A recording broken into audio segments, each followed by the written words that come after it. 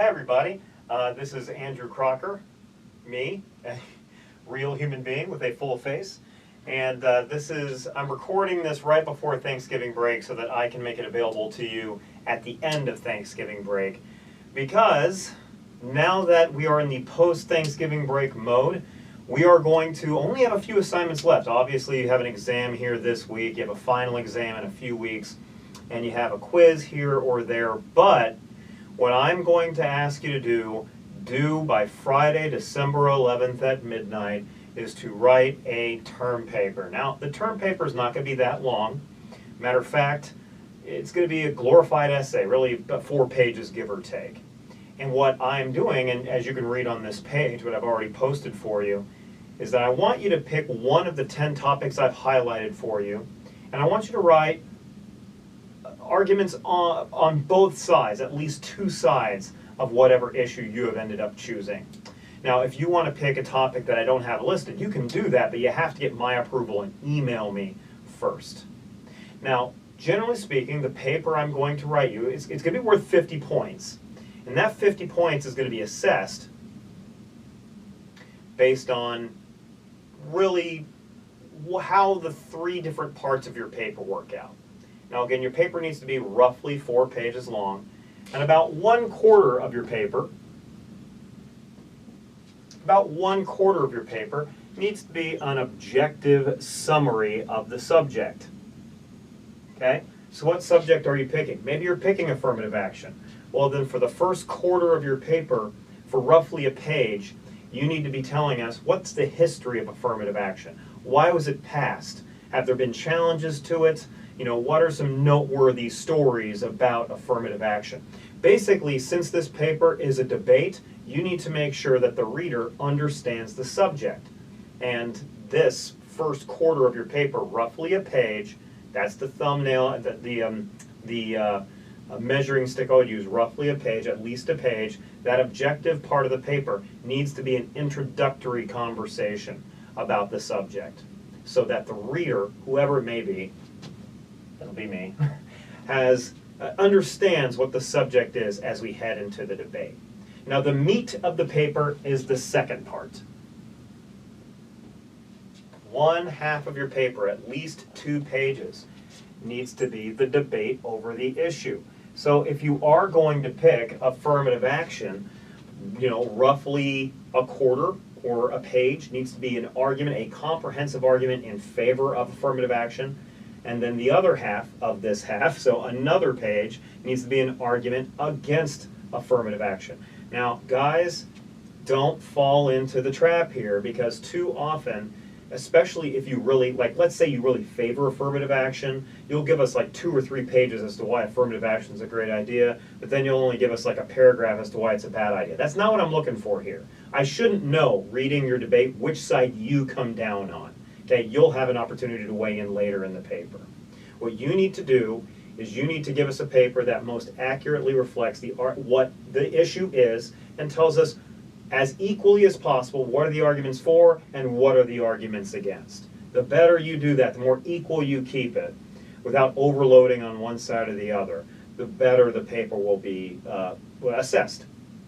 Now there is one last 1/4 of the paper, so one last page of the paper, and this part needs to be subjective. Subjective. This is where you get to enter the conversation. You, the person, your opinions do not enter the conversation in the first 3/4 of this paper. The first part, again, needs to be an objective discussion, description of what the issue is. The second part needs to be a rundown of the issues on for and against whatever the policy you've picked is. Now, the last part, you get to weigh in, and you get to say whether you agree or disagree with whatever policy you've chosen. Now, for the record, I don't want you to just say, well, I agree, or I disagree, and pull the reasons out of your rear end. That's not what I'm looking for here. Instead, what I'm looking for is for you to really make your judgment based on the arguments that you saw earlier in the paper. Well, I think affirmative action is a good idea because these reasons really ring true to me, and here's why. However, there were some good arguments against affirmative action, but I still think affirmative action is the right thing to do. Here's why I don't necessarily agree with the arguments against affirmative action. You get the idea? So again, describe the issue, debate the issue as fairly and as aggressively on both sides as you can, and then lastly, draw upon everything you've learned to give me a subjective point of view. Don't just start pulling reasons out of your rear end that were not mentioned earlier in the paper. Okay, that will not make for a very good paper. Then, of course, there needs to be a works cited page. There we go. Whatever page you use on works cited is not going to count towards your page number here. So again, you want to gun for at least 4 pages. Really, 4 pages is what you want to be gunning for. And the works cited part, that is not included in that page total. But you want to tell me what sources you used. Now, if you use APA or MLA, I don't really care. What is important to me is I know what sources you've used so that I can track them down and look at them myself, which I will. And whenever you use a source in your paper, you need to make sure you cite it. Okay, you need to make sure you cite it. And if you feel like you need some help with that, feel free to reach out to the Writing Center, which I've included a link on this page, because they can help you with citations. But really, it's a piece of cake whenever you are citing an argument that somebody else has made, or a fact that somebody else has written. You need to cite what they said, usually in parentheses. Just tell me what source you used, and then use that source down here in your works cited page. List it out so that I can know where you got it, okay? I know that's common sense for some of you, but term papers are not common for everybody. Not everybody has written that many term papers. So, last thing I'll mention, where do you get your cites? Okay, where do you get your citations? One moment.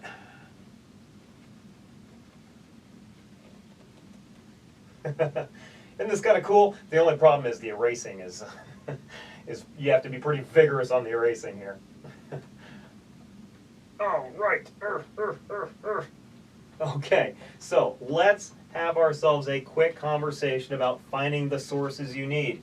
Because, folks, this part is perfectly easy. You need to start by going to OTC's library's website. So, start off here. This is otc.edu, and you could just go and punch in, stand by, where's my mouse guy? You could punch in library. There we go. Punch in the OTC library, you hit enter, and then it'll pull up the OTC library. Now once you click on that,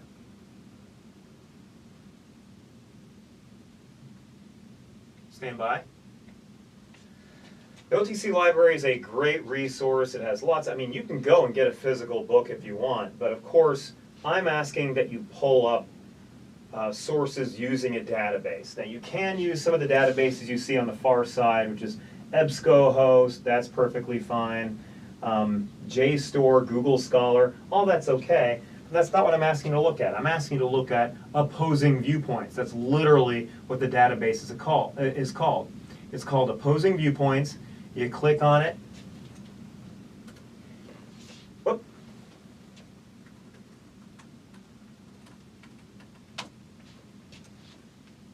Stand by, everybody. And opposing viewpoints literally look up the topic that you're writing about, and it's going to give you a big fat description of not only what the subject is objectively, but also list out arguments for and against. So let me use affirmative action once again as my example.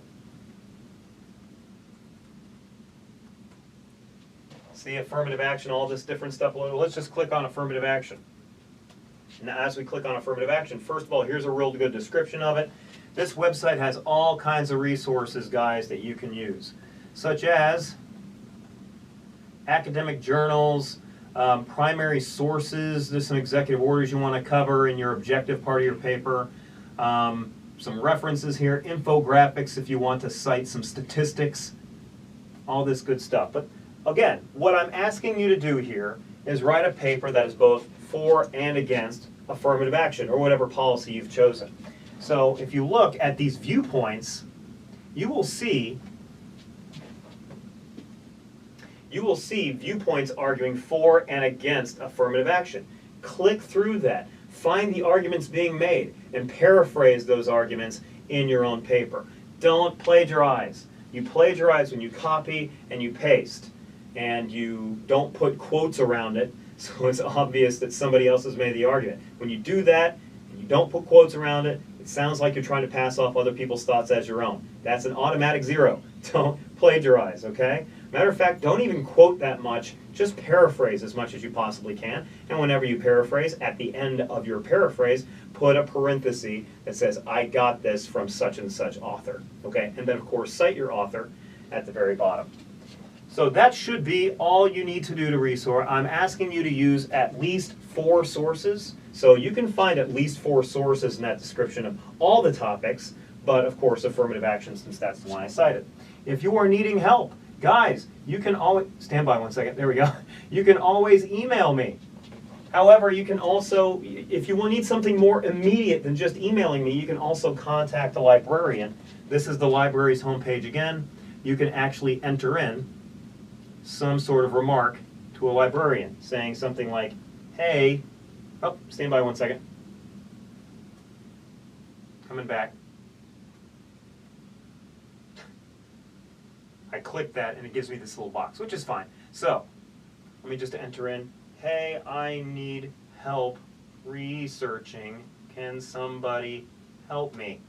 So I enter that in, a librarian is live, so you want to make sure you do this during business hours, and a librarian will eventually answer, right? And a librarian will eventually answer, you usually just give it a minute or two, and they'll say, hey, I'm here, how can I help you? And then you ask them for advice, and they'll give you some advice, okay? Oh, shoot, okay, so there they are. There they are, they said hi. All right, so I'll message saying, sorry, I lied. I'm an instructor. Thank you. Okay, so you get the idea. All right, good. See, they're even forgiving.